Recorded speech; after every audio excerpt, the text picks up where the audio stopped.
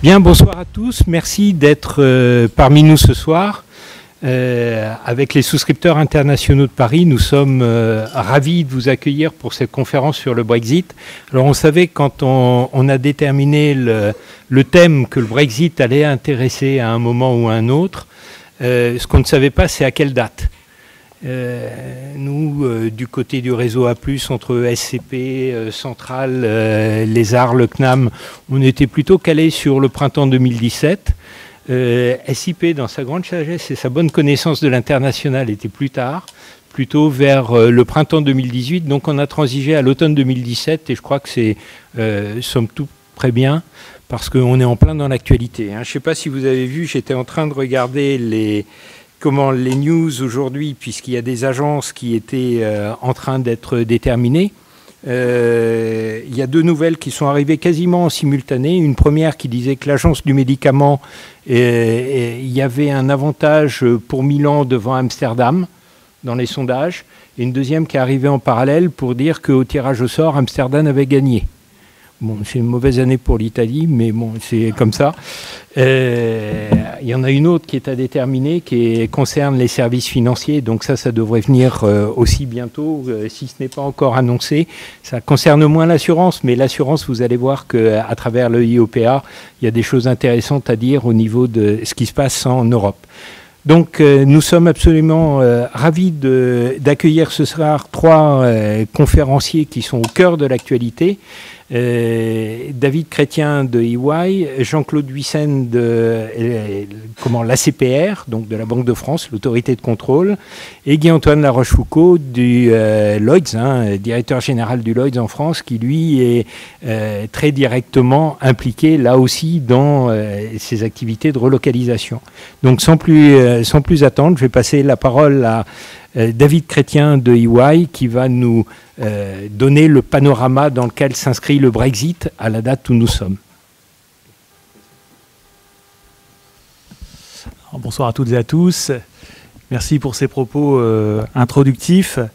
Je vais effectivement essayer de rebalayer un petit peu le paysage de la conformité des opérations d'assurance et d'intermédiation d'assurance et aussi de réassurance, vous le verrez, dans un contexte d'Union européenne post-Brexit, ce qui, somme toute, est une perspective assez proche de nous. On va se pencher sur les données de calendrier, surtout quand on va voir ce qu'il y a à accomplir, à faire, quand on se projette dans une opération de recentrage post-Brexit. Vous le verrez, si on détaille un action plan par strat, il y a un certain nombre de domaines à mettre en œuvre.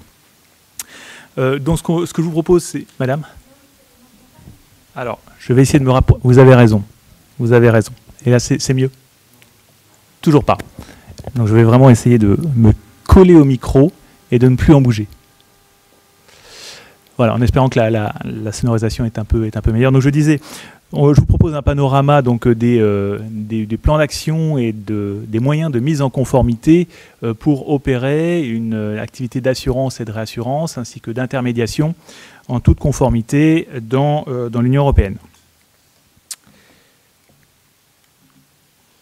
Alors, tout d'abord, repartons de la base et ce fameux article 50 du traité sur le fonctionnement de l'Union européenne, dont je ne doute pas que vous avez dû entendre parler, c'est l'article qui prévoit les sorties ou retraits, vous choisirez la terminologie, mais d'un État membre de l'Union européenne.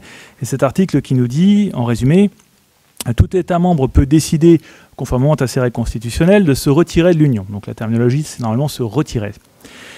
L'État membre qui décide de se retirer notifie son intention au Conseil européen. À la lumière des orientations du Conseil européen, l'Union négocie et conclut avec cet État un accord fixant les modalités de son retrait en tenant compte du cadre de ses relations futures avec l'Union. Les traités cessent d'être applicables à l'État concerné à partir de la date d'entrée en vigueur de l'accord de retrait, ou à défaut, 2 ans après la notification visée au paragraphe 2, sauf si le Conseil européen, en accord avec l'État membre concerné, décide à l'unanimité de proroger ce délai. Alors, si on regarde un petit peu ces principes théoriques et qu'on les met en perspective d'un calendrier, souvenons-nous que nous avons eu donc la notification par le Royaume-Uni de son intention de se retirer de l'Union européenne le 29 mars 2017. Nous avons une confirmation récente que la date d'issue de ce retrait La date d'effectivité serait normalement sans retard, donc on parle d'un 29 mars 2019, avec néanmoins une petite astuce à la britannique. Il sera 23 heures pour les Britanniques pour ce retrait, minuit pour le reste de l'Union européenne, sauf les décalages horaires. Vous voyez que donc, encore une face ici, britannique à 1 heure près. En tout cas, dans l'intervalle, la phase importante, c'est celle où vous voyez les 2 drapeaux, avec notamment la phase de négociation qui devrait s'étendre sur 18 mois et qui avance par phase. La prochaine phase de négociation active aura lieu le mois prochain, en décembre, et donc elle avance sur les différents domaines. Mais en tout cas, retenez que pour se retirer de l'Union européenne, ça passe effectivement par un accord qui doit traiter de l'ensemble des domaines. Donc qui dit accord dit négociation et un compromis ou un consensus éventuellement, et idéalement entre les parties prenantes. Donc c'est vous montrer, je dirais, la difficulté de remettre l'ensemble du Brexit à plat. Alors, si on essaie de montrer un petit peu le cadre théorique de ce que sera ou ce que pourrait être le positionnement futur du Royaume-Uni dans l'Union européenne après ce Brexit, bon, il y a certains modèles qui permettent de raisonner, et a priori l'issue finale du retrait du Royaume-Uni ne devrait pas être tant éloignée que ça de l'un de ces modèles. Alors, si on va du haut vers le bas, on parle d'un Brexit soft ou sympathique, le plus bas allant vers un Brexit dur, et la case encore en dessous, ce serait de reboucher le tunnel sous la Manche, mais on ne l'a pas mis. Mais bon, donc Brexit dur, on va y revenir après. En tout cas, la case la plus soft, ce serait le maintien du Royaume-Uni dans l'espace économique européen, tel l'Islande, tel la Norvège, et qui aurait pour avantage de garantir au Royaume-Uni un accès illimité au marché de l'assurance dans l'Union européenne.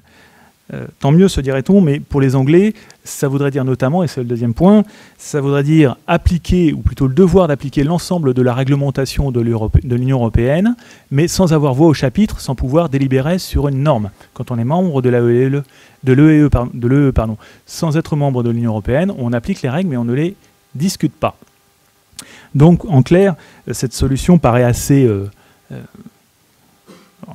lointaine ou peu applicable, puisque précisément elle reviendrait à un retour d'avant Brexit et peu d'avantages au Brexit pour les Anglais. En tout cas, ce serait la modalité qui garantirait une absence de perte ou de réduction du droit au passeport européen dont les acteurs britanniques de l'assurance, de la réassurance et de l'intermédiation sont aujourd'hui titulaires. Si on passe à un cran en dessous dans le sens du plus dur, on pourra avoir également la négociation d'accords bilatéraux, donc domaine par domaine, avec l'Union européenne. Et ça, c'est la solution que, par exemple, la Suisse met en œuvre avec l'Union européenne. Donc ça passe par des accords bilatéraux dans les secteurs spécifiques et une approche domaine par domaine. Mais pour le coup, là, dans ce cadre d'ensemble d'accords bilatéraux, il n'y a pas non plus de liberté de passeport des services, sauf négociation particulière. Et on a par exemple un précédent d'accord dans le domaine de l'assurance entre l'Union européenne et la Suisse. Encore en dessous, nous avons l'application stricte des principes de l'Organisation mondiale du commerce. Ces accords, on va revenir notamment sur le domaine de la réassurance, mais ces accords prévoient notamment un principe d'égalité de traitement avec un prestataire local par rapport à un prestataire d'un pays bénéficiant donc, des accords de l'Organisation mondiale du commerce. Mais c'est juste une égalité de traitement, ce n'est certainement pas un accès préférentiel au marché de l'Union européenne. Globalement, sur cette base-là, le Royaume-Uni ne peut pas espérer donc avoir un traitement de faveur quelconque pour, je dirais, essayer de s'implanter sur le marché Union européenne. Reste la modalité encore plus incarnant, je dirais, le Brexit dur, qui est celle d'une simple adhésion du Royaume-Uni à l'union douanière de l'Union européenne, telle la Turquie, telle Andorre, telle Monaco, tel San Marin. Donc vous voyez là qu'on arrive à des juridictions un peu plus périphériques quand même dans le mode de fonctionnement de l'Union européenne. Et là, le fonctionnement est juste basé sur un tarif douanier commun et des accords douaniers préférentiels. Mais en tout cas, on n'est pas du tout sur des logiques, je dirais, opérationnelles et d'activité, telles que le prévoit le traité sur l'Union européenne et sa liberté de passeport.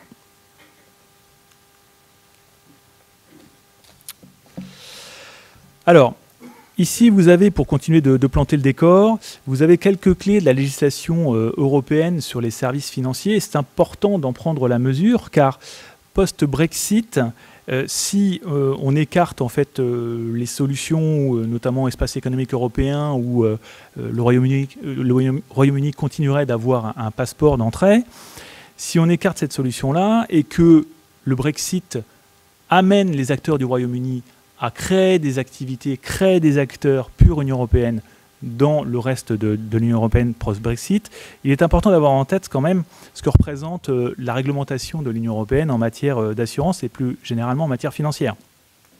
Ce n'est pas rien.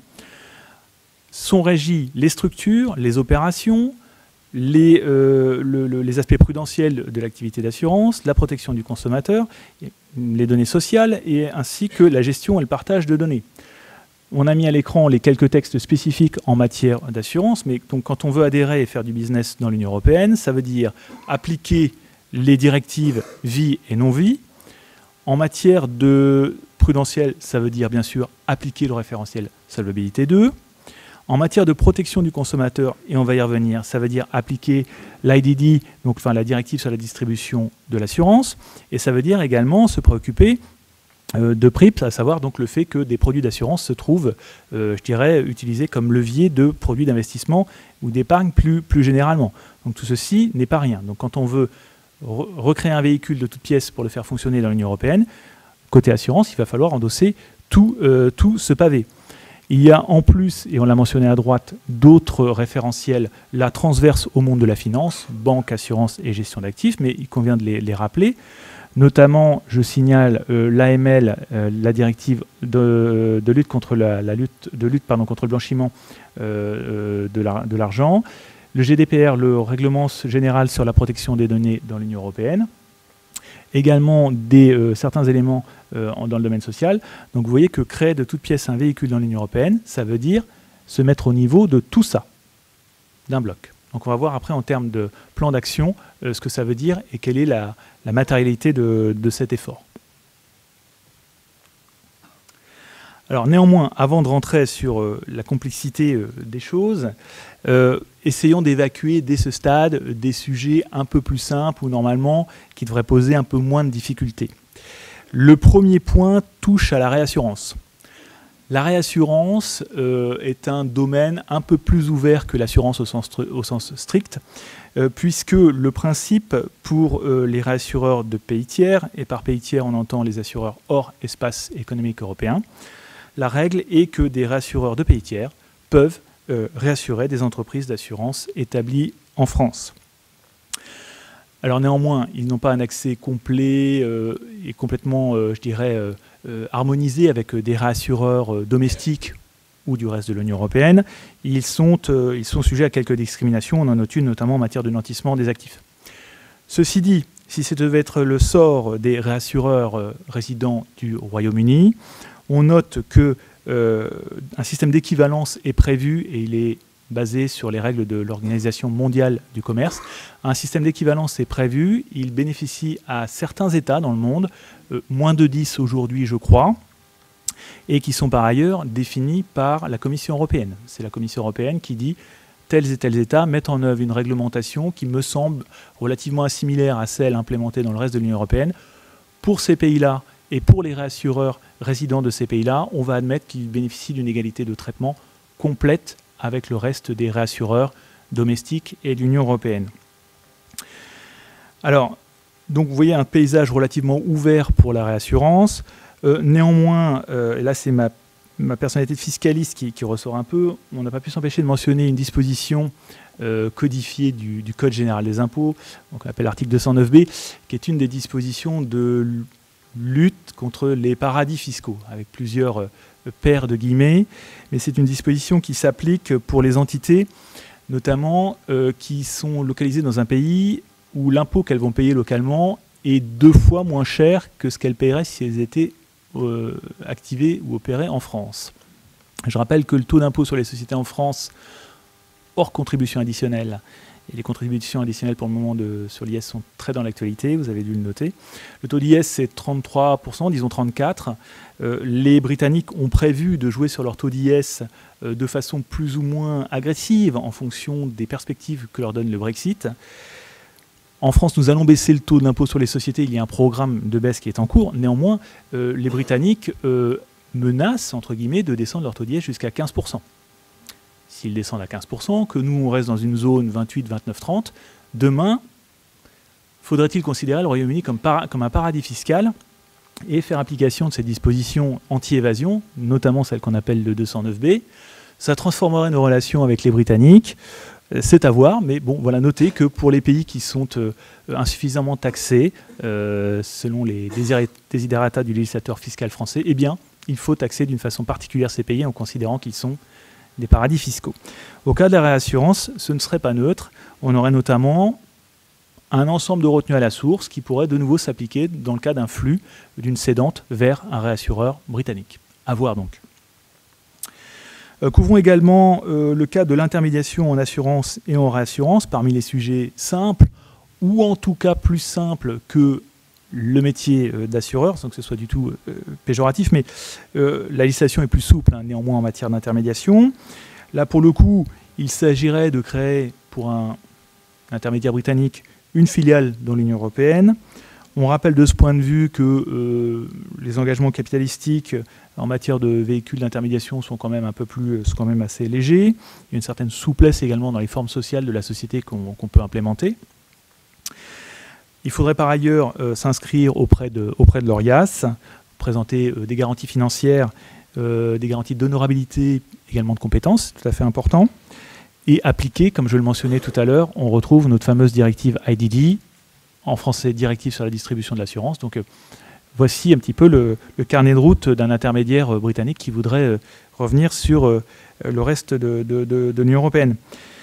Partage des risques, on le mentionne, c'est important. Si jamais une opération est nouée par l'intermédiaire d'un intermédiaire, pardon pour la répétition, mais qui ne s'est pas mis en conformité par rapport à l'ensemble de ce package, les risques sont pour qui? Pour l'assuré, qui aurait mis en place une opération d'assurance qui n'est pas conforme à l'intermédiation, avec un risque de nullité du contrat. Donc, même chose si on a un rapport de cédante à réassureur avec un intermédiaire de réassurance au milieu. Si cet intermédiaire de réassurance a voulu se resituer dans l'Union européenne sans avoir assumé l'ensemble des obligations, pareillement, sanction de nullité du traité de réassurance. Donc vous voyez que ce sont des sujets globalement plus simples, mais globalement à enjeu. Juste là, on vous propose une planche, mais je vais la passer assez rapidement. C'est celle qui donne un peu plus de corps à ce qu'est l'IDD, enfin, ou la directive sur la distribution de l'assurance en français. Rappelons que donc c'est cette directive qui fait suite à une directive sur l'intermédiation de l'assurance de 2002, que la DDA, elle est en cours d'implémentation avec une entrée en vigueur qui se trouve en interaction complète avec le calendrier de Brexit, puisque donc la DDA va entrer en vigueur fin février prochain, avec l'obligation pour les États de l'avoir donc transposée, implémentée. Et donc, ça va donner lieu à peut-être à des problématiques particulières, mais auxquelles il va falloir veiller. En tout cas, je rappelle les clés du champ d'application de cette directive distribution de l'assurance. Elle est tout à fait large, puisque ça vise toutes les formes d'intermédiation, toutes les formes de distribution, agents, courtiers, salariés, comparateurs sur Internet, intermédiaires à titre accessoire. Tout ceci est embrassé dans la directive distribution de l'assurance. Donc, je dirais toute forme de contournement depuis le Royaume-Uni ou autre pour se faire accepter comme intermédiaire d'assurance conforme, ça va être difficile. En tout cas, il faudra sortir des filets de la DDA et pour le coup, ce sera très difficile. Donc cette directive est faite pour prendre largement le sujet de l'intermédiation. Autre problématique qu'on note, c'est celui de la répartition géographique des fonctions d'un groupe inbound ou outbound post-Brexit. il y aura probablement également une certaine vigilance par rapport aux fonctions qui sont véritablement exercées depuis le territoire de l'Union européenne et d'éventuelles fonctions qu'un intermédiaire britannique aurait voulu laisser sur le Royaume-Uni. On peut parier que laisser trop de fonctions sur le Royaume-Uni, ça, c'est au risque de l'intermédiaire. Alors, venons-en maintenant au sujet plus compliqué, avec les modalités pour rapatrier, remettre sur le territoire de l'Union européenne une activité d'assurance anciennement exercée depuis le Royaume-Uni. Alors, les structures qu'on a actuellement sont tout simplement celles, ou le plus souvent, d'un assureur du Royaume-Uni avec une société britannique qui emploie des succursales, ou qui met en œuvre des succursales sur le territoire de l'Union européenne. C'est donc une structure dite de passeport, et elle est sous la supervision essentiellement des autorités britanniques, et notamment, je pense, au PRA. Alors, après Brexit, donc le droit de passeport disparaît, d'où le besoin de recréer un autre véhicule d'entrée dans l'Union européenne avec plusieurs considérations. Notamment si on pense à la solution la plus simple qui est de créer une ou plusieurs filiales de l'Union européenne et un réseau de succursales de l'Union européenne. Il y a notamment la substance requise au niveau de la filiale la nouvelle filiale de l'Union européenne. Quelle substance? L'EIOPA a produit une note en juillet dernier appelant une certaine vigilance pour que les nouveaux véhicules créés dans l'Union européenne soient dotés d'une substance, des moyens de fonctionner effectifs et concrets, et appelle les régulateurs à une certaine vigilance à ce point de vue. Pareillement, il va falloir se poser la question d'une perspective de supervision de groupe au Royaume-Uni et dans l'Union européenne. Y aura-t-il lieu où des desiderata, notamment des Britanniques, qu'un véhicule anciennement ou un groupe qui avait essentiellement affaire au PRA, demain continue d'avoir affaire au PRA et un ou plusieurs régulateurs locaux dans l'Union européenne? C'est une question qu'il faut se poser. Question économique aussi, la valorisation des portefeuilles, les écarts d'acquisition, les goodwill, comment valorise-t-on tout ça? Comment transmettons de la valeur, de la substance de la filiale anciennement Royaume-Uni à la nouvelle filiale Union européenne? Alors, il y a quelques modalités de fonctionnement ou de transformation qu'on vous propose. Je vais les passer, somme toute, rapidement, parce que c'est un peu technique. Néanmoins, notons qu'un des modes de transformation, de réalisation d'un projet de Brexit et de retour d'implantation sur le territoire de l'Union européenne consiste à ce que, dans notre exemple, un assureur Royaume-Uni, en haut à gauche, convertisse sa société, une PLC ou autre, ou une limited au Royaume-Uni, en une société européenne, et, car c'est une faculté offerte par ce véhicule, la société européenne, change son siège social. Et donc, il s'agirait de changer le lieu de siège social de Londres vers Paris, Berlin ou autre, mais en tout cas, quelque part dans l'Union européenne. Donc, ce changement en tant que tel est un important projet et il ne se fait pas sans demander des agréments locaux, puisque donc on a quelque part un véhicule qui s'installe dans une juridiction de l'Union européenne. Parmi les autres modalités de transformation d'un ancien assureur britannique, on a également des projets qu'on constate actuellement qui consistent à créer de toutes pièces une nouvelle filiale et de procéder à la mise en reneuf des activités des anciennes succursales en Union européenne. Là, pareillement, il y a des questions de supervision du groupe qui peuvent être tout à fait déterminantes. Une autre option qu'on constate également dans certains cas de réorganisation consiste à créer de toutes pièces une nouvelle filiale Union européenne et à procéder à l'absorption par voie de fusion de l'ancien assureur britannique. Donc dans chacun des cas, il y a quelques règles techniques à prendre en compte, fiscales, juridiques, réglementaires, mais je ne vais pas m'attarder dessus ce soir.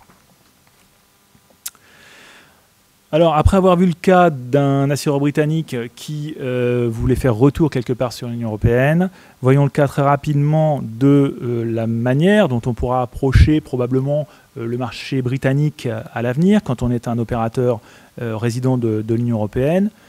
La règle sera la même. à savoir que normalement, la règle de passeport disparaîtra. Donc en lieu et place, il faudra trouver, selon les modalités que les Britanniques auront implémentées, un nouveau véhicule ou une nouvelle forme d'implantation au Royaume-Uni. Et probablement, on ne coupera pas, réponse du berger à la bergère, on ne coupera pas à une demande d'agrément par le PRA. Alors ce calendrier qui pique un peu les yeux, je vous l'accorde. Bon, il est volontairement chargé, mais il se veut un peu exhaustif. Et, en tout cas, il montre par strates les domaines sur lesquels il faut travailler pour réussir un projet de Brexit. Il y a une dimension réglementaire, une dimension juridique, avec notamment le droit des contrats, une dimension fiscale, puisque vous avez vu qu'il y a des transports de valeur du Royaume-Uni vers l'Union européenne. Est-ce qu'on taxe tout ça, ou est-ce qu'au contraire on essaie de faire ça en neutralité fiscale? Est-ce qu'on aura réglé les problématiques de frottement de TVA? Vous avez un concept également, le Part 7, c'est la réglementation britannique sur les transferts de portefeuille et leur volet fiscal et réglementaire. Donc côté britannique, eux, voilà, ce qu'ils implémentent, c'est cette réglementation dite Part 7. Les questions de capital également seront tout à fait importantes, avec donc la nécessité de pourvoir en capital suffisamment les nouveaux véhicules de l'Union européenne, procéder à des QRT, enfin rentrer dans une mécanique solvabilité 2 complète. Et puis après, vous aurez un ensemble de domaines à vérifier, tout à fait opérationnels, le business model, la finance, les ressources humaines. Vous voyez que tous ces domaines-là, voilà un calendrier typique pour essayer d'atterrir un 29 mars 2019 à 23 h sans trop d'encombre. Je terminerai sur quelques considérations de compétitivité des places. Alors là, le slide est volontairement un peu biaisé parce que vous n'y trouvez pas la France, mais c'est parce que c'est un top 3. Bon. Et qu'on est 4e. Voilà. Donc ça, bon, c'est un relevé fait par, je dirais, notre cabinet qui date du mois dernier. Vous avez là en fait une répartition des relocalisations annoncées par industrie financière. L'assurance étant en gris clair. Donc il est vrai que pour le moment, Dublin et Luxembourg tirent leur épingle du jeu. Bon, mais voilà, la course n'est pas terminée, loin s'en faut. Toujours est-il qu'on peut constater effectivement pas mal de projets de Brexit vers le Luxembourg, avec, il faut bien le dire, des véhicules qui projettent tous d'avoir recours à une réassureur britannique, dans les conditions que je vous disais tout à l'heure, avec un jeu normalement un peu plus ouvert. Donc, des véhicules, certes sur l'Union européenne, mais qui auront recours, dans une mesure plus ou moins importante, à la réassurance made in United Kingdom. Dernier sujet, parce que quand même il faut en parler, c'est l'aspect des gens, tout simplement. Il faut savoir que le Royaume-Uni a des accords bilatéraux de sécurité sociale avec les États membres, donc le Brexit ne veut pas dire remise à plat, zéro de ce qui existe en matière sociale, pas du tout. Néanmoins, dans une perspective post-Brexit, le message qu'on veut faire passer là, c'est qu'il y a quand même certains aspects de gestion sociale et de contribution sociale qui sont actuellement régis ou sous la coupe de la réglementation de l'Union européenne. Si ça demain disparaît, s'il faut s'attendre à un renchérissement du coût du travail à travers des contributions sociales qui s'additionnent, qui ont tendance à se cumuler. Donc s'il n'y a pas de réponse qui est apportée à cette question-là, ça représentera un élément complémentaire, je dirais, de gel ou en tout cas d'immobilisme ou quasi-immobilisme dans les ressources humaines. Donc c'est un point également particulier à considérer. Voilà, j'ai déjà trop parlé, pardon. Je pense qu'il y aura un créneau de questions. Merci pour ce descriptif du cadre qui est très complet. Vous avez vu que c'est une matière qui est riche, sur laquelle il y a un petit peu de temps qui va pouvoir s'écouler. Nous sommes ravis d'accueillir Jean-Claude Huyssen, qui est donc à la CPR, directeur des agréments, des autorisations et de la réglementation de l'autorité de contrôle, et qui donc est particulièrement impliqué sur tout ce qui concerne le Brexit et les négociations qui ont lieu autour de cet événement. Je vais mettre ces planches tout de suite. Très bien. Bonsoir à tous. Donc effectivement, le Brexit est un événement tout à fait considérable dans le monde de la finance, puisque la place financière de Londres représente une part très significative des activités financières en Europe. Et on considère, alors c'est un chiffre, c'est vraiment un ordre de grandeur, mais tout secteur confondu, que à peu près 20% de l'activité de Londres est effectuée avec des pays du reste de l'Union européenne, de l'UE 27, comme on dit. Donc toute la problématique qui se pose, c'est de savoir que vont devenir, après le Brexit, c'est 20% de l'activité de la place de Londres actuellement effectuée à partir de Londres. Est-ce qu'elles vont pouvoir rester à Londres, ce qui est évidemment le rêve des Britanniques, ou est-ce qu'elles vont se déplacer en totalité sur le continent? La vérité est probablement quelque part entre les deux, mais on va revenir sur ces points. Donc, pour ce qui me concerne, je voudrais évoquer, alors un peu plus du point de vue du superviseur. Beaucoup de choses importantes ont été dites sur le Brexit. Donc, je vais peut-être prendre un angle d'attaque un peu plus superviseur. Donc, aborder ça sous quatre thèmes. D'abord en rappelant quel est le cadre européen de supervision des organismes d'assurance, puisqu'il faut se poser la question après de l'équivalence éventuelle du Royaume-Uni par rapport au reste de l'Europe. Donc est-ce qu'il va conserver est-ce qu'il souhaitera, est-ce qu'il pourra conserver ce cadre? Un cadre qui a été mis en place récemment, donc quelques mots sur ce cadre de supervision. Un rappel ensuite sur la problématique du passeport qui a été évoquée, qui est très importante, et ce que ça implique. Et enfin, on verra plus spécifiquement des aspects Brexit sur le calendrier, les incertitudes du calendrier, les voies de solution et les actions qui ont été menées par les autorités de régulation et de supervision, donc IOPA au niveau européen et la CPR en France.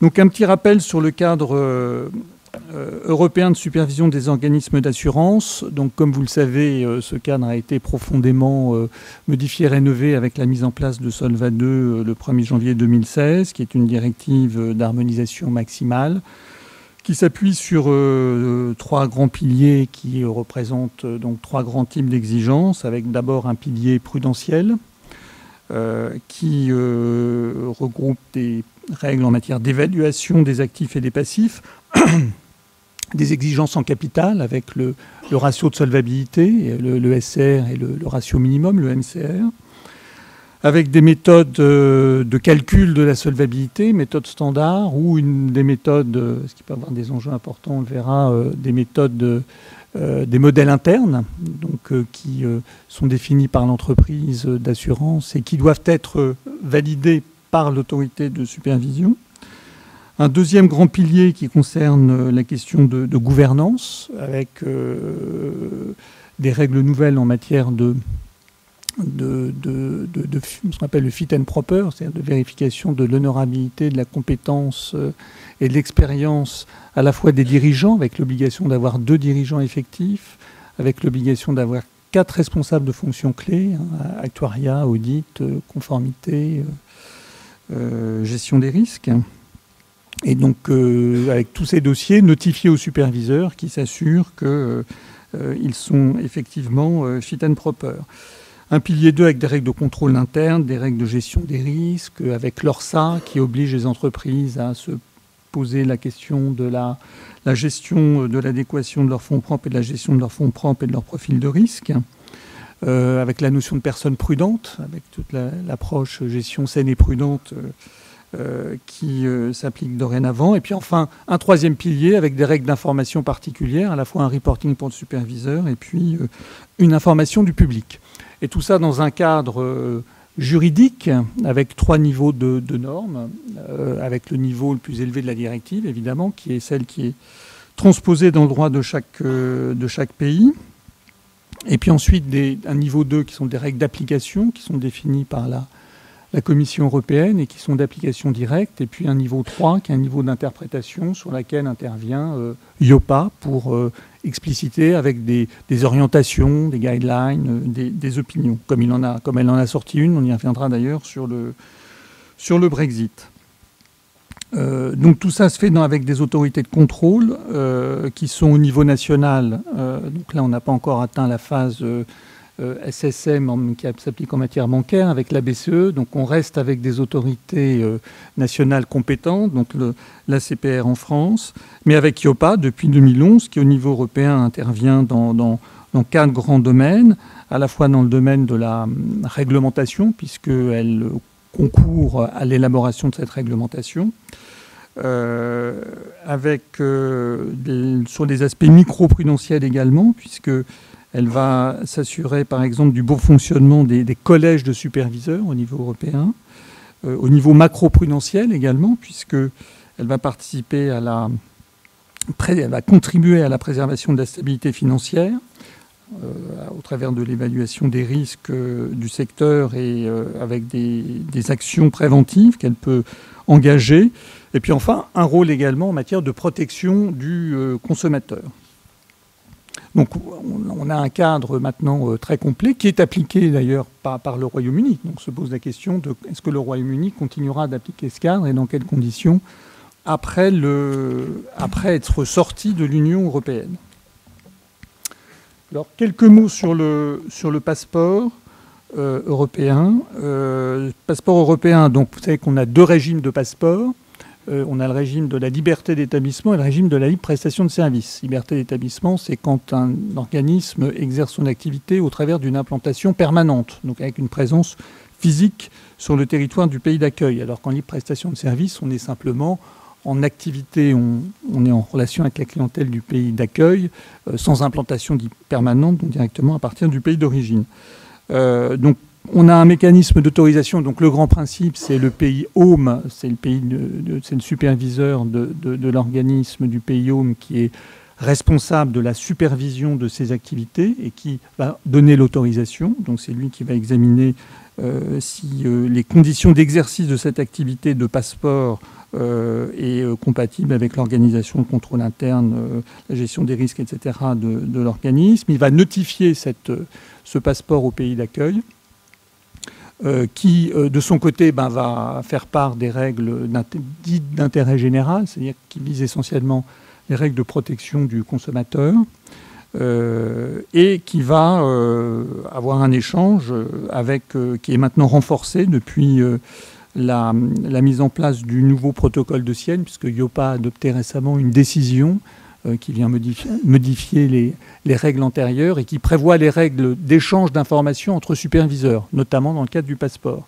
Et donc il est intéressant de noter que dorénavant, depuis le 1er mai dernier, l'entrée en vigueur de ces nouvelles règles, il y a davantage d'échanges d'informations entre le pays home et le pays host, et le pays host a plus de possibilités d'intervenir dans le dispositif du passeport, en demandant par exemple plus d'informations au pays home et en obtenant dès le départ d'ailleurs un niveau d'information beaucoup plus complet que ce qu'il avait jusqu'à présent. Donc ça permet de challenger davantage et d'avoir un level playing field meilleur au niveau européen. Alors tout ça se fait selon certaines modalités, donc contrôle du pays d'origine, donc c'est bien la responsabilité du pays home de superviser l'entreprise, y compris sur ses activités passeport, un contrôle du pays d'accueil sur les règles d'intérêt général que j'évoquais et sur le blanchiment lorsqu'il s'agit d'une succursale. Donc là, ça reste au niveau national quand il y a une implantation permanente sous forme de succursale. Et puis donc une collaboration au fil de l'eau entre les autorités des 2 pays. Quelques chiffres, quelques ordres de grandeur. Vous voyez sur le tableau que en termes de passeport du Royaume-Uni vers le reste de l'Europe, que ce soit en vie ou en non-vie, on en a à peu près 2 fois moins que les passeports en sens inverse du reste de l'Europe vers le Royaume-Uni. Donc par exemple en vie, vous voyez, on a 20 passeports du Royaume-Uni vers l'Europe, alors qu'on en a 53 de l'Europe vers le Royaume-Uni. Donc vous voyez qu'on a ça montre le poids relatif important du Royaume-Uni, puisque ça n'est qu'un parmi 28 pays, donc ça montre qu'il joue un rôle important. En termes de poids de ces activités, on cite là un chiffre qui est dans un document de IOPA et qui indique que le Royaume-Uni contribue représente à lui seul 24% de l'activité d'assurance en Europe, alors tout compris, y compris l'activité passeportée. Donc on est sur des choses très significatives avec des acteurs très importants. On en a cité quelques-uns ici que vous connaissez bien. Un petit chiffre sur une étude qui n'est pas dans le Slack, qui est sortie récemment, qui donne une vision intéressante. Il y a Eurogroup qui a sorti, avec l'Institut Louis Bachelier, qui a sorti une étude sur des impacts du Brexit et qui met en évidence qu'actuellement, l'assurance au Royaume-Uni, ça représente à peu près 41 milliards de livres sterling de revenus, de primes, et 320 000 emplois. Donc ça donne déjà une idée du poids et de la masse de ce que ça représente.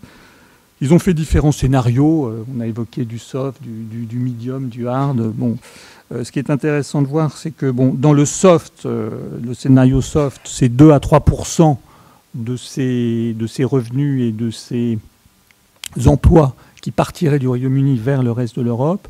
Et dans le hard Brexit, c'est de l'ordre de 24-25% des revenus et du staff qui partiraient. Donc 80 000 personnes à peu près, 320 000, ça baisserait à 240 000, c'est 80 000 emplois qui quitteraient le Royaume-Uni et qui pourraient aller vers le continent. Donc on a quelque chose de très significatif. Donc l'enjeu, il est clairement beaucoup plus du côté du Royaume-Uni que du côté de l'Europe, en tous les cas côté français, puisque de notre côté, les organismes d'assurance, il y a des organismes français qui passeportent évidemment au Royaume-Uni, mais on n'est pas du tout sur les mêmes ordres de grandeur, et donc les enjeux sont beaucoup moins importants, même si sur quelques petites niches d'activité, il y a un poids relatif évidemment du Royaume-Uni qui peut être important. Donc voilà pour cette petite mise en perspective chiffrée. Quelques mots sur le calendrier et les options du Brexit. Donc on l'a dit, l'échéance est le 29 mars 2019. Donc le 29 mars 2019, il y a 3 grandes options qui sont imaginables. Il y a une première option qui, en l'état actuel des choses, paraît assez peu vraisemblable. C'est qu'il y a un accord politique qui soit atteint et qui soit signé avant cette échéance entre le Royaume-Uni et l'Europe. Et donc qui définissent les conditions de la sortie, toutes les modalités. On connaît, la presse se fait l'écho de l'état des discussions entre Michel Barnier, côté européen, et les Britanniques. On voit que ça avance pas très vite. Et donc la probabilité de ce scénario paraît assez peu probable. Mais enfin bon, c'est le scénario optimiste, donc il y a un accord, et donc il peut y avoir dans ce cadre-là un accord une phase transitoire qui prévoit que pendant un certain temps, on continue à faire comme avant, on a une sortie en sifflet, donc il y a un compromis et il y a une gestion dans la durée du dispositif. Ce que souhaiterait la City d'ailleurs et qui mène beaucoup d'actions depuis longtemps pour essayer d'arriver à cette solution-là. Deuxième solution, c'est une prorogation, ce qui est prévu par l'article 50. S'il y a unanimité en Europe, on peut décider de prolonger le délai de 2 ans qui avait été fixé initialement pour continuer les discussions. Mais bon, là aussi, ça ne paraît pas être la solution la plus probable. Et puis enfin, il y a la dernière solution qui, elle, malheureusement, à ce stade paraît, ou heureusement, je ne sais pas, paraît la plus probable. C'est le hard Brexit, c'est-à-dire que le 29 mars 2019, ça s'arrête. Le Royaume-Uni devient un pays tiers et donc qui sera traité au regard des activités financières, en assurance comme dans les autres activités financières, comme un pays tiers. Et donc, en substance, il ne pourra plus travailler comme il le faisait auparavant dans l'UE 27. Voilà, donc sous l'hypothèse d'un hard Brexit, qu'est-ce qui se passe ? Il y a la perte du passeport pour les organismes britanniques, évidemment pour les organismes européens vis-à-vis du Royaume-Uni, c'est symétrique. Concrètement, ça veut dire que pour la souscription de nouveaux contrats, les organismes britanniques ne pourront pas continuer à le faire. Et donc la seule solution pour eux, pour continuer leur business, leur activité dans l'UE 27, c'est de disposer d'un établissement agréé, habilité à le faire. Donc soit sous forme d'une filiale, donc ils demandent, soit ils en bénéficient déjà, donc certains dans des groupes disposent de filiales, mais s'ils n'en ont pas, ça veut dire qu'il faut qu'ils demandent un agrément d'une nouvelle entité quelque part dans l'UE27 qui, à son tour, pourra passeporter dans les autres pays. Ou la succursale de pays tiers, qui est une autre possibilité, avec l'inconvénient de ne pas pouvoir passeporter avec une succursale de pays tiers. Une succursale de pays tiers, ça ne marche que dans le pays d'accueil, ne peut pas étendre son activité dans d'autres pays. Il se pose aussi la question extrêmement importante, dont on parle assez peu, mais, enfin qui est assez peu médiatisée, mais qui est très importante, de la gestion des contrats en cours. Parce qu'il y a les nouvelles opérations, mais il y a le stock. Et il y a un gros stock quand même. Donc qu'est-ce qu'on fait du stock? Donc là, il y a des réflexions, évidemment, au niveau de IOPA. En France, des juristes se penchent sur le sujet. La Commission européenne, évidemment, s'y intéresse aussi. Enfin, pour l'instant, il n'y a rien de très concret, de très précis qui est encore sorti. Mais quand on échange avec des juristes sur le sujet, on voit que sur le domaine des assurances, le sentiment le plus général, c'est de considérer que tant que le contrat n'est pas terminé, qu'il est encore en vie, c'est une activité d'assurance. Et donc, pour pouvoir l'exercer, il faut avoir un agrément d'assurance. C'est très différent de ce qui existe dans d'autres secteurs financiers. Par rapport à un exemple simple, le crédit. Le fait de faire un crédit, ça c'est une activité régulée qui relève qui ne peut pas être faite par n'importe qui. Par contre, le fait de gérer ensuite un crédit en cours de vie, ça peut être fait par une entité non régulée. Donc continuer à gérer en run-off des crédits à partir du Royaume-Uni, sur le plan des principes, ça pose aucun problème. Continuer à gérer un contrat d'assurance et tout ce que ça implique à partir du Royaume-Uni, ça, donc c'est une question, je le laisse sous forme de question, mais qui demandera vraiment à être clarifiée. Et donc dans l'état actuel des choses, c'est pas si on retient cette optique plutôt conservatrice de dire il faut être régulé, ça veut dire que tous les contrats en cours devront être transférés du Royaume-Uni vers l'Union européenne. Donc vous imaginez, dans un délai aussi court que celui-là, d'ici le 29 mars 2019, faire des transferts de portefeuille sur tous les contrats en cours. Donc c'est quelque chose de très ambitieux. Donc de ce point de vue, on peut espérer qu'il y ait un accord qui puisse être trouvé pour avoir une gestion en sifflet avec, par exemple, sur il y a des opérations à très court terme en non-vie, par exemple, qui peuvent facilement trouver une issue rapide, puisque c'est des contrats à 1 an, donc ça peut se terminer. Mais sur des contrats plus longs, avoir une période transitoire de 2-3 ans pour pouvoir continuer de les gérer pendant 2-3 ans à partir du pays d'origine jusqu'à leur terme. Voilà, ce genre de choses serait bienvenu. Mais tout ça rentre dans le cadre de ces négociations dont je soulignais l'incertitude précédemment. Voilà, donc 2 points d'attention essentiels sur les questions de transfert de portefeuille et les délais nécessaires pour faire ces transferts. Et puis, donc, la nécessaire anticipation et la mise en place au niveau des organismes de plans contingents, à défaut d'un accord éventuel sur le Brexit.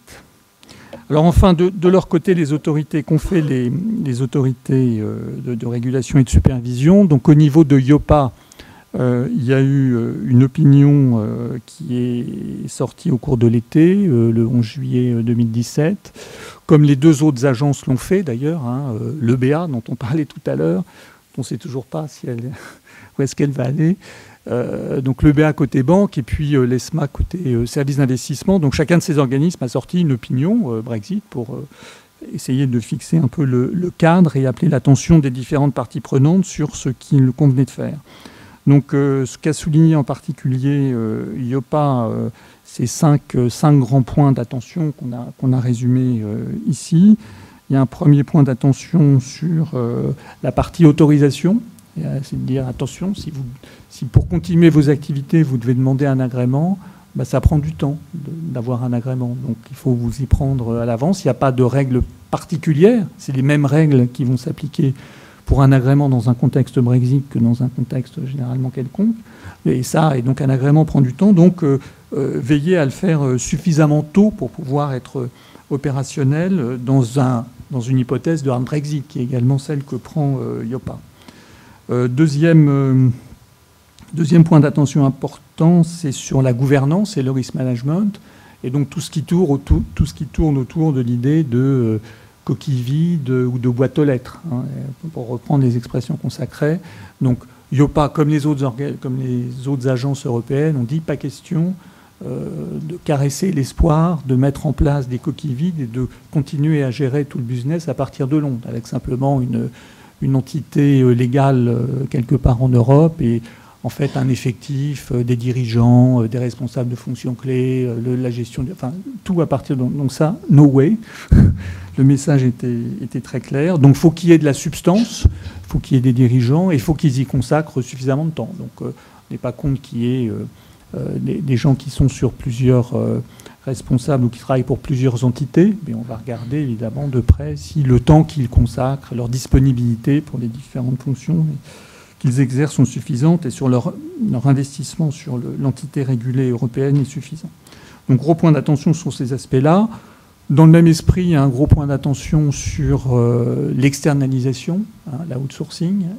Donc l'outsourcing, c'est quelque chose qui est prévu par les textes, qui est autorisé, donc il n'y a pas d'interdiction, mais il faut, c'est encadré, donc il faut savoir qu'est-ce qui est outsourcé, comment c'est piloté. La responsabilité reste évidemment au niveau de l'entreprise qui a externalisé, comment elle le suit, comment elle le pilote, comment elle peut externaliser, comment elle peut trouver des solutions alternatives si besoin. Et IOPA fait un focus sur un certain nombre de fonctions, en disant attention sur ces activités-là ou ces fonctions-là, si c'est externalisé dans des pays tiers, ça fait l'objet d'une particulière attention.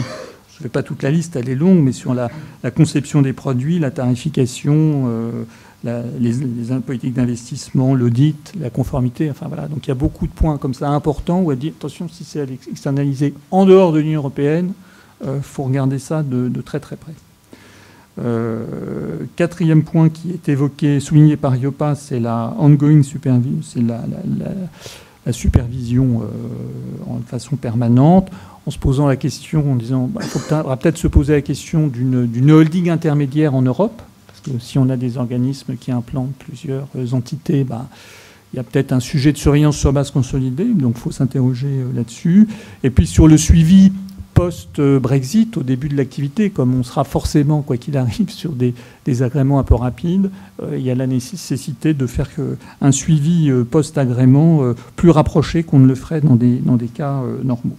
Et puis enfin, le monitoring de IOPA, évidemment. Donc IOPA va continuer de suivre et veiller à une bonne mise en œuvre des dispositions post-Brexit.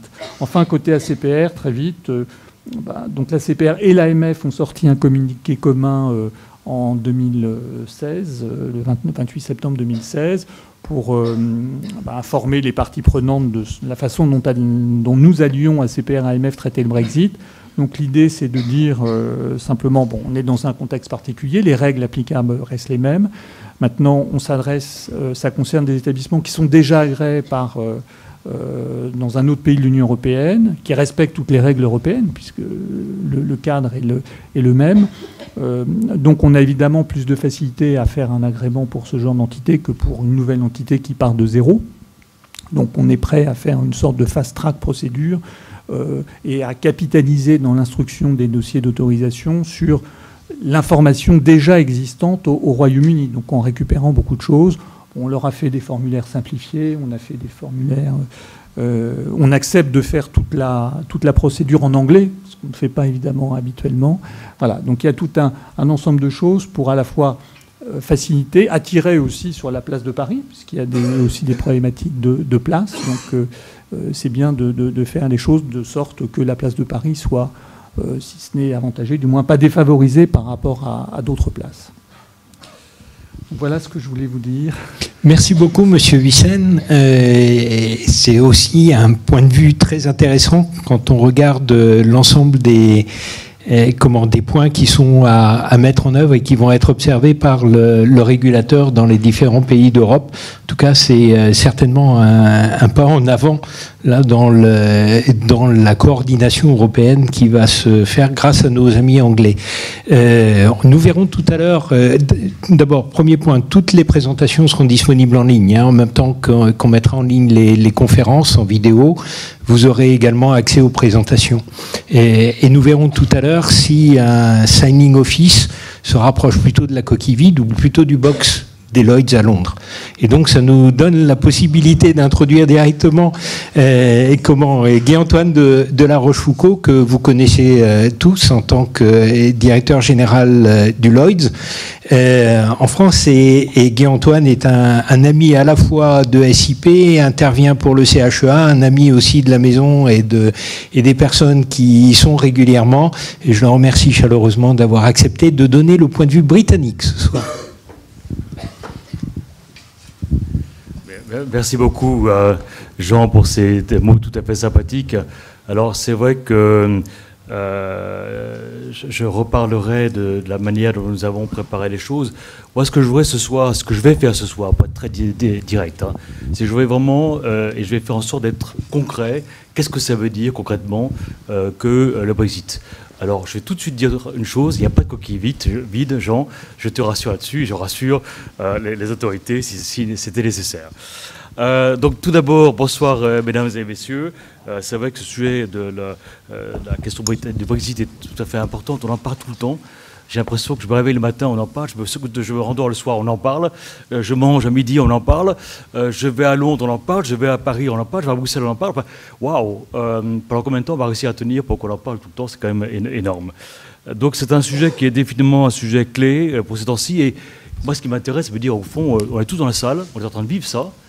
Et on pourra dire aux enfants, mais vous savez, on l'a vécu ce truc-là, excusez-moi de l'expression, on a vécu cette période-là du Brexit. Hein, on a vécu d'autres périodes, mais celle-là est tout à fait passionnante.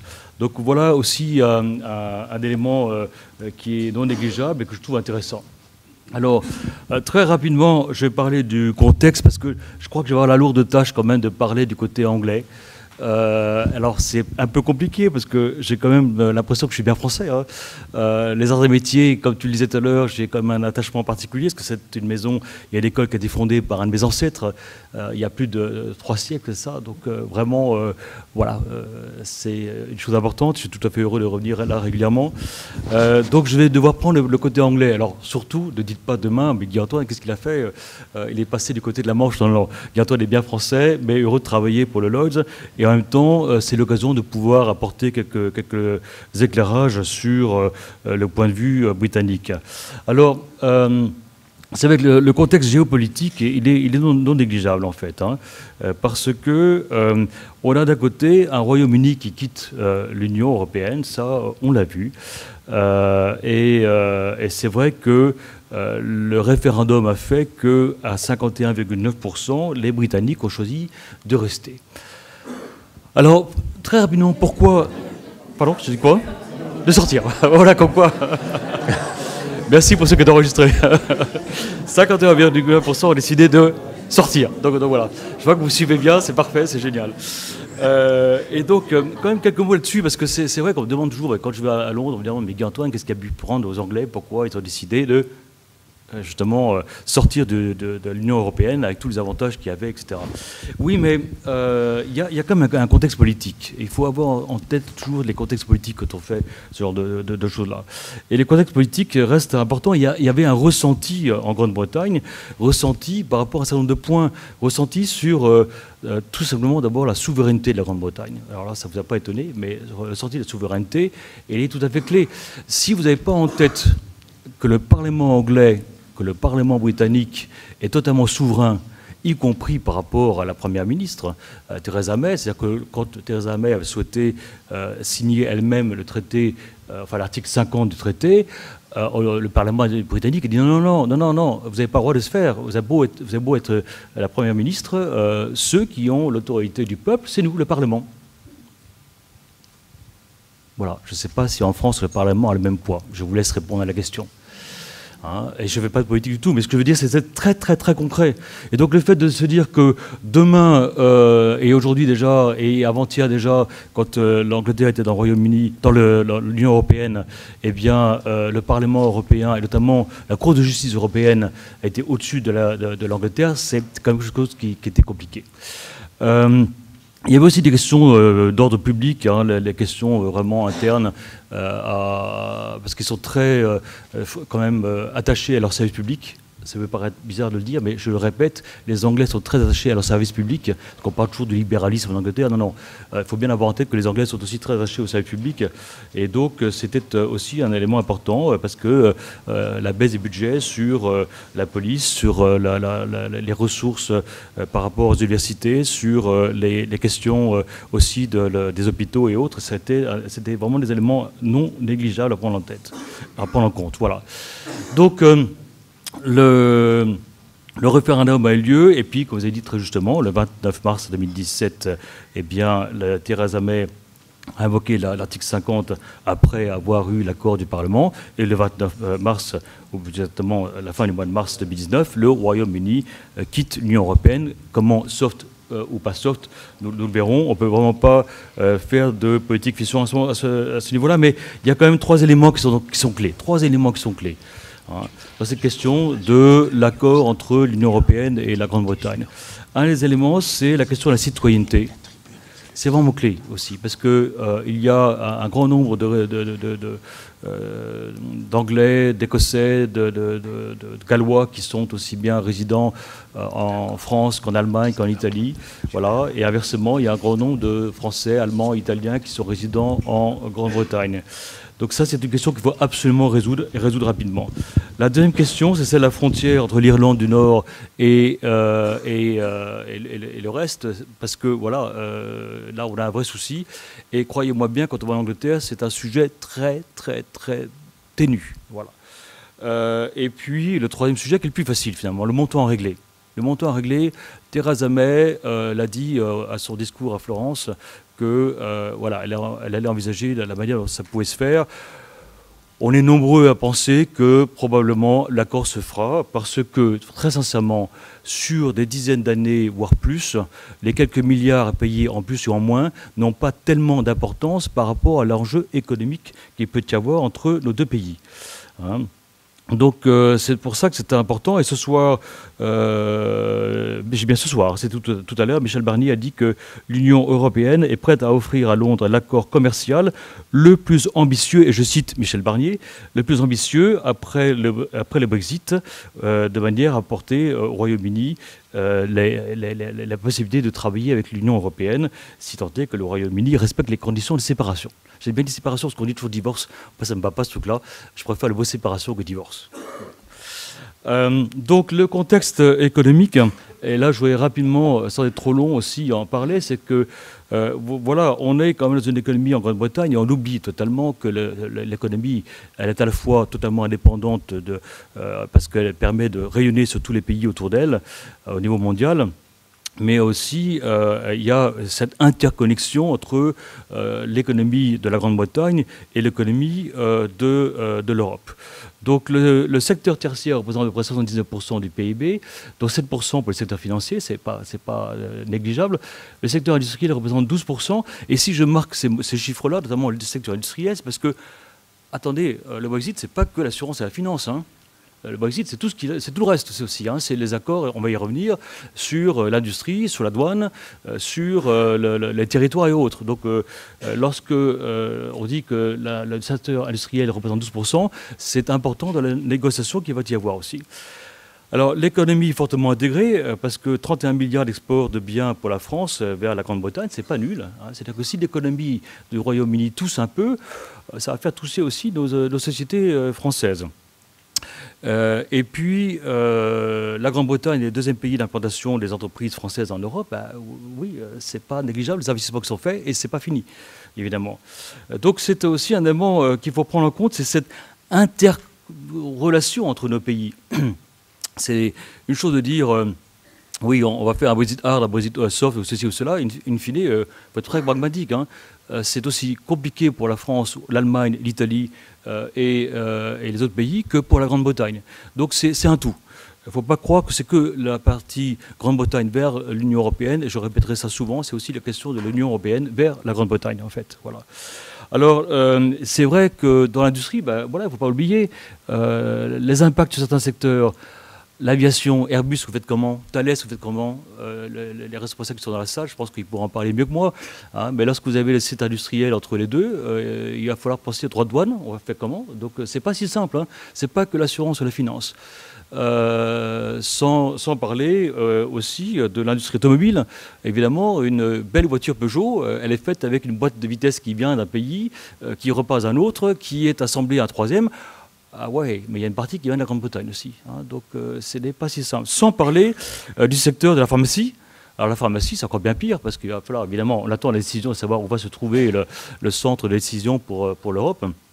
Mais évidemment, un médicament qui est fabriqué en Grande-Bretagne, comment pourra-t-il venir en France, ou en Allemagne, ou en Italie, et inversement. Donc il va falloir aussi penser à ces questions-là, qui sont non négligeables. Un tout petit point, parce que moi qui suis souvent à Saint-Malo, dans la Bretagne, évidemment, les pêcheurs, vous avez pensé à ça? Parce que, évidemment, si la Grande-Bretagne sort de l'Union européenne, tous les territoires où allaient pêcher nos pêcheurs français, c'est fini. C'est fini. Ça veut dire que pour le sardine, j'en passe et des moyens, ça peut être dire plusieurs centaines de milliers de personnes qui vont être en difficulté. J'essaie d'aller un peu plus loin, si vous voulez, dans l'explication de ce que peut apporter peut-être la question du Brexit. Oh, j'ai mis en dernier le football. Je ne suis pas du tout un fan, moi je préfère le rugby, et de loin, même si on s'est fait écraser la dernière fois. Hein. Mais sincèrement, il faut bien avoir en tête que le football, vous allez faire quoi pour la Coupe européenne? Enfin, je ne sais pas comment ça s'appelle. Voilà. Si l'Angleterre sort de l'Union européenne, vous allez faire comment? Puis c'est plusieurs milliards d'investissement. Donc, voilà, tous ces éléments-là, je voulais profiter de l'occasion de vous dire, évidemment, il n'y a pas que la question de l'assurance, même si nous avons un secteur qui est extrêmement important. Alors, deux petits mots sur le marché de Londres, parce que là aussi, je voulais démystifier un certain nombre de points. Parce que le marché de Londres, excusez-moi si j'ai mis la carte avec le plein centre, le Lloyd's de Londres, ça, j'y peux rien, mais c'est quand même un élément du marché qui est extrêmement important. Hein. Mais la réalité, elle est là. La réalité, elle est là. C'est-à-dire que Londres est considéré comme un centre mondial de l'assurance et de la réassurance, et je vais vous donner les chiffres tout à l'heure, c'est pas négligeable. Donc ça c'est juste pour les assureurs. Hein. Évidemment, AIG, Amlin, Beazley, Catlin, Hiscox, Brit, QBE, Novae, Travelers, voilà, tous ces assureurs sont et resteront, attention, tous les assureurs sont et resteront demain à Londres. Parce que la question, c'est pas du tout de faire sortir le HQ de l'Angleterre, parce que ça n'a pas de sens. En tout cas, ce que concerne Lloyd's, c'est évident que Lloyd's restera en Grande-Bretagne. Ce qu'on fait, c'est simplement une filiale, et je vais vous expliquer ça, dans l'Union européenne. Mais je ne vois pas un seul assureur qui va dépasser son headquarter complètement de Londres vers l'Union européenne, parce que 80% de ces primes, ils viennent des autres pays, en fait. C'est ça la réalité. Voilà. Et pour les courtiers, évidemment, excusez-moi, j'ai remis évidemment, on a tous les courtiers qui jouent un rôle important. Je suis désolé, j'ai remis les Lloyd's au centre, parce que c'est vrai que c'est la plateforme la plus importante de trading. Mais Aon Benfield, pour le coup, a déplacé son siège de Chicago à Londres. Pourquoi? Pour être juste en face du Lloyd's et pour permettre d'être dans cette situation pour avoir les affaires au niveau mondial. Cooper Gay, Howden, JLT, etc. Marsh, évidemment, parce que si je ne prononce pas ni Marsh, ni Willis Towers Watson, je suis mal parti. Donc voilà, donc c'était important. Et voilà le chiffre qui tue, si vous me permettez de parler comme ça, parce que en réalité, 50 milliards, alors après ça, vous pouvez mettre les monnaies que vous voulez. En dollars, c'est pas mal. En dollars, ça fait quelque chose comme 80 milliards. Voilà, mais c'est le chiffre qui tue, parce que c'est en réalité le marché aujourd'hui de Londres, et vous remarquerez que le Lloyd's, ça pèse 50% des marchés de Londres. Voilà, le Lloyd's pèse 50% des marchés de Londres. Le marché de Londres, c'est 50 milliards de livres sterling. Ne pensez pas que demain matin, tout va partir vers l'Union européenne avec toute la sympathie que j'ai pour mes collègues de tous les pays du monde, hein, et notamment de l'Europe. Mais non. C'est évident que le marché de Londres reste un marché essentiel, aussi bien pour l'assurance, mais pour la banque, c'est pareil. Hein. Et donc, le marché va continuer. Alors, c'est 2 fois plus grand que les Bermudes et 3 fois plus grand que la Suisse. Voilà comment il faut avoir en tête le Brexit. Le Brexit, c'est qu'une partie des activités qui seront transférées dans un des pays de l'Union européenne, de manière à pouvoir apporter la continuité des services. Mais la réalité, n'oubliez pas, elle est celle-là. 50 milliards de livres sterling de primes, aussi bien l'assurance que la réassurance, traitées par année sur le marché de Londres. Voilà. Alors, 2 mots quand même sur le Lodge, parce que sinon vous allez me dire, je ne sais pas ce que c'est que le Lodge, je ne comprends pas très bien. En gros, pour ceux qui sont des geeks, je dirais que le Lodge n'est jamais autre chose qu'une plateforme. Et oui, c'est une plateforme. Simplement, on l'avait inventé 3 siècles avant ceux qui louent des appartements ou ceux qui louent des voitures, mais on l'avait inventé 3 siècles avant. Sauf que c'était pas mal, c'est autour d'une panne de bière. Alors finalement, on ne fait plus ça maintenant. Quoique, on peut peut-être repenser à ça demain. Hein, mais c'est une plateforme. C'est une plateforme dans laquelle, d'un côté, on a des investisseurs qui apportent leurs capitaux, qui servent directement de garantie aux polices qui sont souscrites. Et puis de l'autre côté, on a les courtiers. Ben, c'est les courtiers, parce qu'on travaille qu'avec les courtiers, hein, qui apportent les affaires pour le compte de leurs clients, qu'ils soient les assurés ou les cédantes. Et les courtiers apportent les affaires de telle sorte à trouver au sein du marché, qui comporte 99 syndicats et 56 managing agents. Je reviendrai là-dessus si vous voulez qu'on en reparle, mais je ne veux pas être trop loin dessus. Hein. Et au centre, ben, la corporation du Lodge pour laquelle je travaille, la corporation du Lodge qui a comme métier d'abord de pouvoir travailler avec les régulateurs, donc en Grande-Bretagne, le FCA et PRA, chose que tout le monde ne sait pas, mais on a une délégation nous-mêmes de régulation. Le Lodge a une délégation de régulation de la part du FCA et du PRA, voilà, de manière à nous-mêmes servir de régulateurs pour le syndicat et la manière dont on les souscrit, dont les choses sont souscrites. Et puis, on a comme métier aussi de pouvoir créer les différents bureaux dans des différents pays du monde. Donc, qu'est-ce que ça veut dire concrètement pour nous, le Brexit? Ah oui, moi, je vois surtout l'opportunité. Hein. Je ne vois pas tellement des défis, mais je vois l'opportunité, en réalité. Donc, le Brexit, en fait, voilà, c'est sûr que l'Europe est un marché important, mais pour le Lodge, je ne vais pas vous abreuver de chiffres, ça n'a pas beaucoup d'importance, mais c'est à peu près 8% des primes du Lodge. Et si je retire la réassurance, on n'est plus qu'à 4-5%, et le transport, on n'est plus qu'à 4-5% des primes du Lodge. Voilà ce que ça veut dire en termes concrets. Évidemment qu'on fait ce qu'il faut pour le Brexit, parce qu'on veut la continuité du service, tant en souscription que pour les sinistres. Hein. Donc voilà, en tant que tel. Alors qu'est-ce que nous avons fait ? Alors là, c'est sûr que les Britanniques sont toujours très pragmatiques, et puis quand ils ont un sujet, ils l'analysent et ils apportent une solution. Donc dès le vote du Royaume-Uni, d'ailleurs avant on a mis en place des commissions, de manière à pouvoir écouter ce que nous disent ce qu'on appelle en anglais les stakeholders, d'accord, et donc nos partenaires.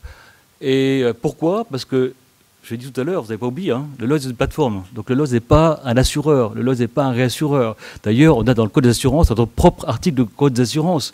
Parce qu'on voilà, est obligé d'avoir notre propre article, R362.2, si je ne me trompe pas, et qui vient d'ailleurs de la directive européenne. On a notre propre article aussi dans la direction européenne pour dire que le Lodge est quand même considéré comme un assureur, même si c'est un marché. Voilà. Donc comme c'est un marché, il a fallu, c'est ce qu'on fait à l'heure actuelle, préparer le terrain et comprendre ce que voulaient nos différents partenaires. Donc c'est vrai qu'on a travaillé avec les autorités de contrôle et je ne divulgue aucun secret parce que nous avons évidemment eu plusieurs réunions avec la CPR, comme nous avons eu des réunions avec le régulateur allemand, comme nous avons eu des réunions avec le régulateur italien, le régulateur espagnol. Donc on a eu des réunions avec tous les régulateurs de manière à pouvoir vraiment voir quelles étaient les différentes possibilités, et on a tout de suite très rapidement décidé que la succursale c'était impossible parce que ça ne permettait pas de vraiment apporter un service. Voilà. Puis on a évidemment eu des réunions avec les courtiers, ça au niveau des directeurs généraux et des directeurs opérationnels, des courtiers de la place de Londres, mais pas que, aussi. On a eu des réunions avec les agents de gestion, c'est-à-dire ce qu'on appelle nous les managing agents, et on a dans la salle qui sont présents aussi. Et bien on a des réunions avec ceux qui apportent les capitaux, de manière à voir comment eux envisagent les choses. On a eu des réunions avec les cover holders. Les cover holders, ce sont les intermédiaires qui sont enregistrés à l'ORIAS et qui ont une autorité de souscription pour le compte des syndicats du Lloyd's de Londres, ou de plusieurs syndicats du Lloyd's de Londres, donc leur dire comment voulez-vous travailler, et puis avec nos membres, ceux qui apportent les capitaux. Donc tout ça a fait que pendant 6 mois, on a eu des réunions extrêmement, comment dire, enfin, de nombreuses réunions, pratiquement une par semaine, et de manière à arriver à une solution. Donc la solution qu'on a choisie, finalement, elle est la solution que notre marché nous a demandé de mettre en place. Voilà. Alors, la solution, elle est très simple. Elle est de créer une filiale du Lloyds à Bruxelles. J'ai bien dit une filiale. Hein. Donc, on ne déplace pas tout le Lloyds, parce que j'ai entendu plein de trucs dans la presse, en disant, mais vous allez déplacer le Lloyds. Non, on ne déplace pas le Lloyds, comme je vous ai expliqué, puisqu'il n'y a que à peu près, on va dire 92% des primes qui sont souscrites pour les affaires internationales. Il ne reste plus que 8 pour les affaires européennes. On n'allait pas dépasser tout le centre de souscription du Lloyds, que nous considérons être comme vraiment un centre d'expertise.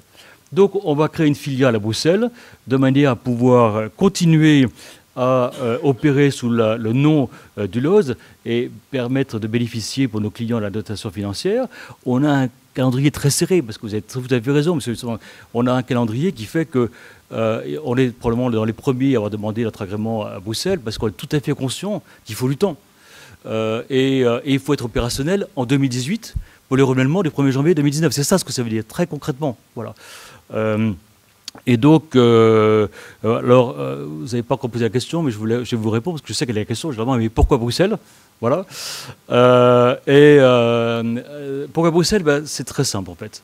On a quand même vu tous les régulateurs et toutes les possibilités. Et donc, on a rapidement mis de côté la possibilité de créer des succursales, ça n'a pas de sens, donc on crée une filiale. Voilà.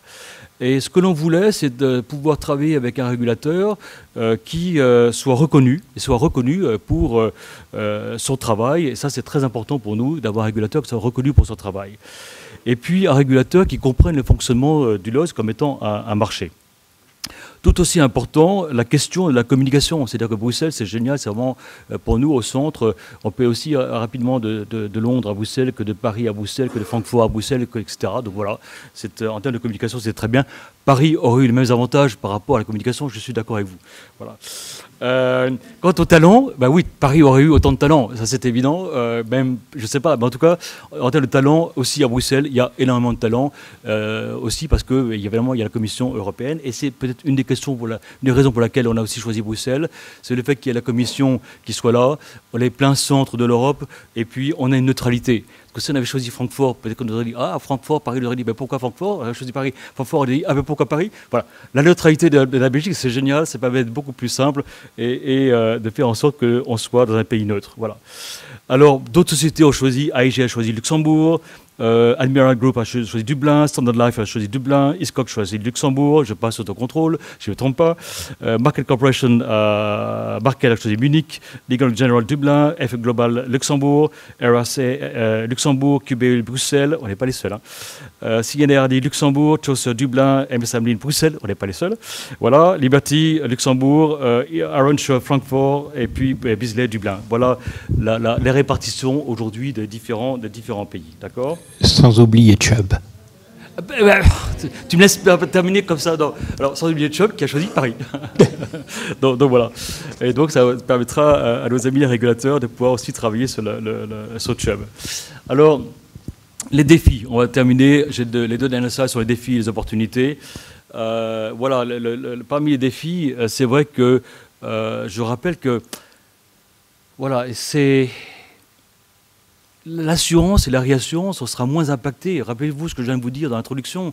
Le Brexit, c'est pas que l'assurance et la réassurance, c'est pas que la finance, mais c'est aussi toutes les autres branches, toutes les autres industries, etc. Donc, en ce qui concerne notre métier, la réassurance, et je pense quand même le transport, la branche maritime et transport avec l'aviation sont probablement moins impactés que les autres branches de l'assurance.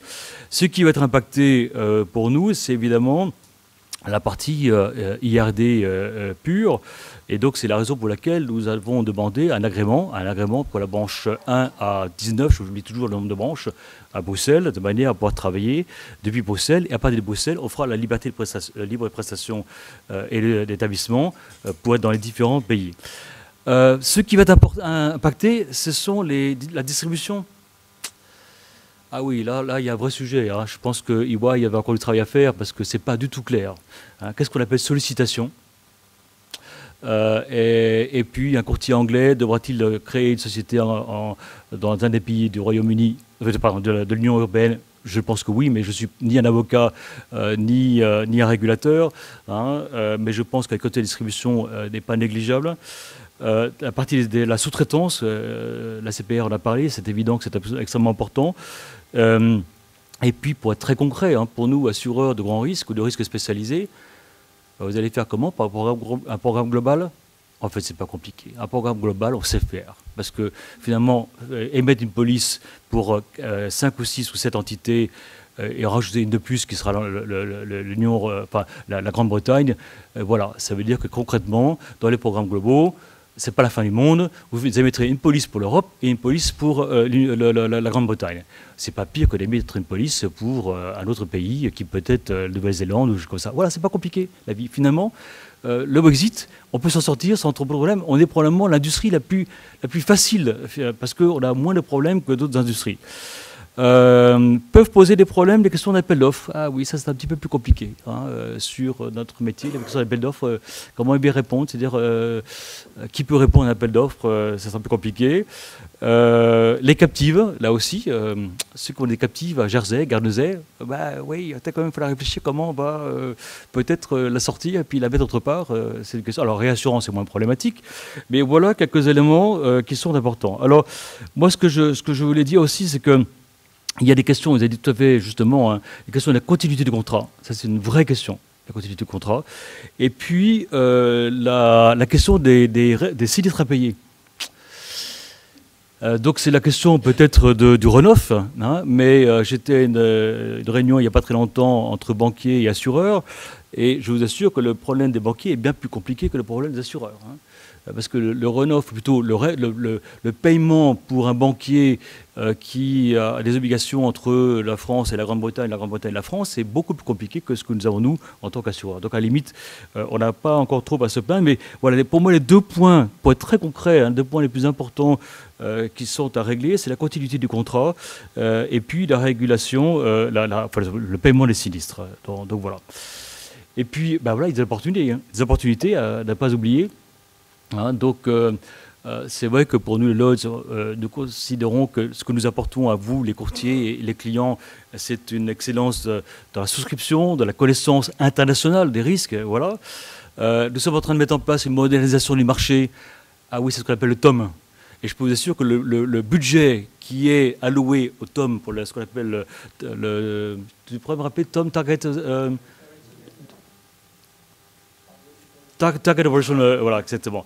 Hein, donc le budget alloué à la modernisation du marché long, hein, courtier, assureur, réassureur, Lloyd's, tout ça, c'est travailler ensemble, et on peut être fier. Nicolas Aubert est le président de cette entité qui est en train de réfléchir à comment moderniser. Nicolas Aubert, un ami français, qui dirige un élément important de Willis Towers Watson, je vais y arriver. Hein, donc voilà, la modernisation de la distribution, voilà aussi des points clés qui vont permettre aussi d'être des opportunités pour nous tous, assureurs. Et je terminerai quand même par une chose, parce que j'ai bien beaucoup de parler de, évidemment, la Grande-Bretagne vers l'Union européenne, et je ne voudrais surtout pas qu'on oublie que l'inverse est aussi exact. C'est-à-dire que tous les assureurs français, italiens, allemands, espagnols, hollandais, etc., mais il va falloir qu'ils aussi demandent un agrément au PRA et NFCA. Puis il y a 2 autorités, hein, s'il vous plaît. Il n'y a pas qu'une seule. C'est facile en France. Ils sont super, ils n'ont qu'une seule autorité. Hein, mais en Grande-Bretagne, il y en a 2. Si vous voulez monter un cabinet de courtage, il va falloir que vous le fassiez aussi. Parce que quand il va falloir suivre vos amis français, clients, il va falloir aussi monter un cabinet de courtage en Grande-Bretagne. Ah oui, il faut déposer un dossier, puis je vais vous dire, un dossier... C'est pareil que pour vous, hein, c'est un dossier épais. On demande la qualité des directeurs, etc. Et qui fait quoi, et puis leur antécédent, fit and proper, comme vous disiez. Voilà. Donc je termine sur cet élément-là. Hein, n'oubliez jamais que c'est dans les 2 sens et que, à la fois pour les différents pays européens, il va falloir penser et pas oublier qu'il faut suivre vos clients en Grande-Bretagne. Et ça, c'est une partie du Brexit. En ce qui vous concerne, nous avons choisi le fait de créer notre filiale à Bruxelles, et ça nous permettra d'avoir continuité de service pour vous tous. Merci beaucoup. Merci beaucoup, Guy-Antoine.